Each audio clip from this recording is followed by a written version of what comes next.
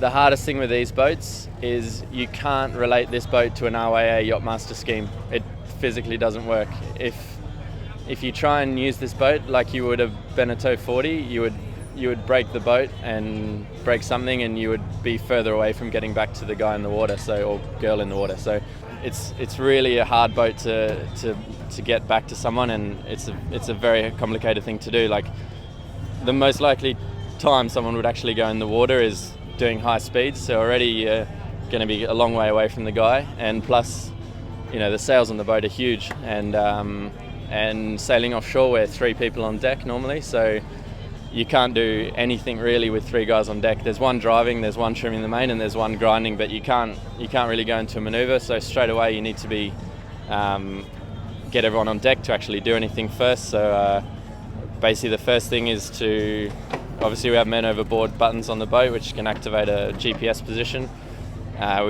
We do a huge bear away or luff depending on whether upwind or downwind, and from that we can see on the track on the computer if we did have a problem with the man overboard button or something, or it didn't get pushed straight away. With a big change in course, you can at least go back on the computer and you can see the big change in course, and that's sort of the biggest indication for the navigator to actually set up a structure of how to get back to him. From then it's to actually either get down or furl or whatever the whatever sails we have up at the front. So if we've got a kite, it's furl it, and then generally our rule of thumb as well is to take a reef in the main or 2 reefs in the main, just to make the boat a bit more manageable. The other hard thing is we have running backstays, we have a square top main, so you can't just turn the boat and jibe. If you do that, you'll break the sail, you'll break the boom, and then you're in, and then you really can't maneuver at all. So it's obviously a thing that you need to do very quickly, but it's also something that if you do too quickly or too rushed or not in the right way, you're going to make the situation 100 times worse than it already is. So that's the sort of first bit of it, which is already quite an operation. Then there's obviously getting back to the guy in the water. We'll obviously use the engine if we're in that situation. Racing doesn't matter at that point. It's about getting the person back on board. Probably actually the easy bit at times is to actually get back to the guy and not find the guy, but actually get back to him. Then the next thing is actually to get them on the boat. You can have the guy 2 meters away, but if you can't get them on the boat, then it's still pointless. There's still a man overboard. So basically what we have is a swimmer of the watch, which is my position, and obviously if it's me in the water, it's there's a second swimmer of the watch in the backup. So I basically have a bag with a wetsuit, snorkel, fins, a manual life jacket which won't inflate if I jump in the water, and use my harness and everything else. So the idea is basically that when we get close enough to the person, we obviously get as close as we can.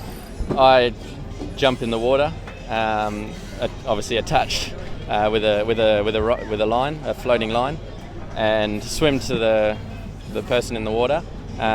We've basically got a strop, and then basically we have a system where I swim away, I connect to them, and then we use a halyard on the rope I'm on to lift. So we end up basically with a 2-to-1 pulley with the halyard, because the pro scene at times you can put a halyard on the guy that swims in the water, but it makes it very hard to get anywhere, because obviously the rope's pulling you from a 30-meter high mast.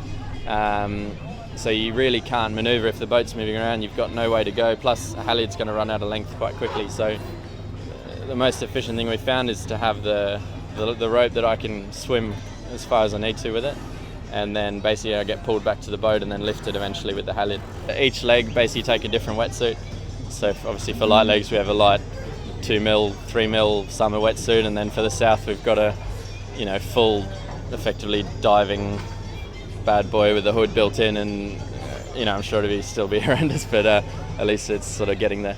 I think the main thing on these boats is you can't relate it to a normal boat. You can't go about it in the same manner. You can't just crash tack. You can't just jibe. You can't do anything. It's a real process, and that's why we put a lot of thought into that, and it's sort of the biggest concern probably on anyone's mind in terms of safety is that, because it's at least if the it sounds really bad, but at least if the boat sinks, everyone is in one place, everyone's together, at least at the start until you get into life raft. But everyone's still together. A man overboard, there's one guy separated, and it's a really big thing. And obviously there's emotional factors and everything else when it's going on. So it's everyone's put a lot of thought into it, and it's a big thing on our minds.